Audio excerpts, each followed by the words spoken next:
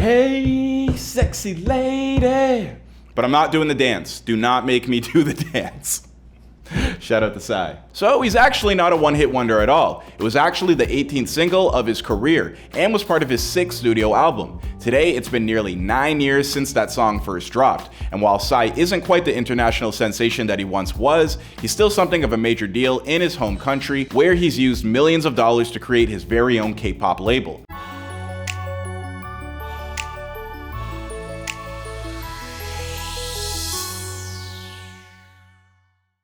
Psy was born Park Jae-sang on December 31st, 1977 in Seoul, South Korea. The son of a successful business executive, Psy grew up in Seoul's affluent district known as Gangnam, which is located just south of the Han River. It's basically the Beverly Hills of Korea. Psy once told CNN, "People who are actually from Gangnam never proclaim that they are. It's only the posers and wannabes that put these airs and say that they are Gangnam Style." As a teenager, Psy first became interested in music, but before he could explore this passion much further, he was sent off to the United States in 1996 to follow in his father's footsteps. Once there, he studied English and began business studies at Boston University in 1997. Psy was admittedly indifferent towards his studies abroad, and after a semester at Boston University, he transferred to Berklee College of Music, which he would also abandon before graduating. Instead, he returned to South Korea in 2000 to finally pursue a career in music, taking the stage name of Psy, a reference to him believing himself to be something of a psycho.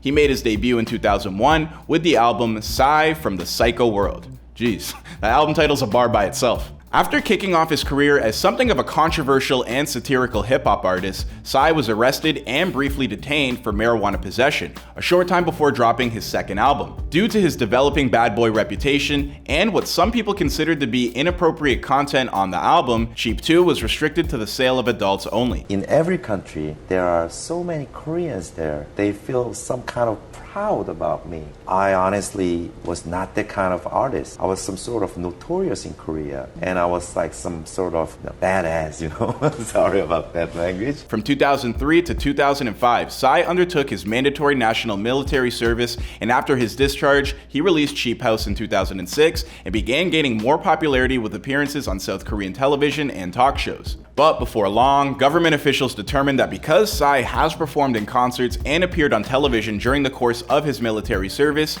he had neglected his duties and he was therefore forced into serving another term, this time from December of 2007 to July of 2009. Once this tour was completed, Psy signed off with one of South Korea's largest talent agencies, YG Entertainment. By July of 2012, he was dropping his 6th studio album, Psy 6 Part 1, which housed the single that would change the area of Seoul. You are from Gangnam or from near Gangnam? From Gangnam. So you really put Gangnam on the map. Usually when people say Gangnam Style in Korea, they gotta be handsome, pretty, blah, blah, blah. So I'm not that handsome, I know it. So if I keep saying I'm Gangnam Style, you know, that's kind of twist. To us now, the world, you are Gangnam Style person. Went on to have a gigantic impact on pop culture all around the world, reaching the top of the music charts in over 30 countries.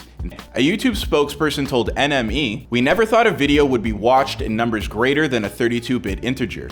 But that was before we met Psy. Gangnam Style has been viewed so many times, we have to upgrade." Not only would the song literally break the internet, Gangnam Style became the most successful song from Asia ever, more or less completely by accident. Psy had cracked the code for finding success in North America that the Asian market had been trying to discover for decades. Bernie Cho, president of the Korean digital music export agency, DFSB Collective, told Pitchfork, he proved that a Korean artist didn't have to be young, pretty, and skinny to become a global K-pop star. He also proved that a contagious worldwide hit wasn't contingent on singing a song entirely in English. After accomplishing far more than most international music artists ever have been able to before, Psy was poised to become an even bigger sensation.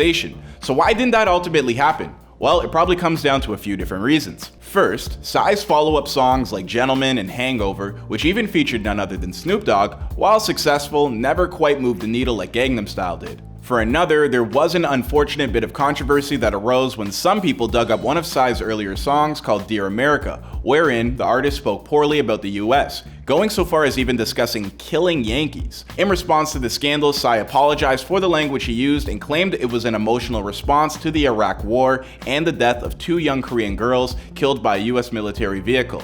Regardless of his reasoning, that song didn't sit well with his newfound American audience. After putting South Korea firmly in the international spotlight, Psy returned to his home country and became their tourism ambassador in 2013. Fun fact, he actually overtook that job from none other than Kenny G. Now, why was Kenny G the tourism ambassador for South Korea?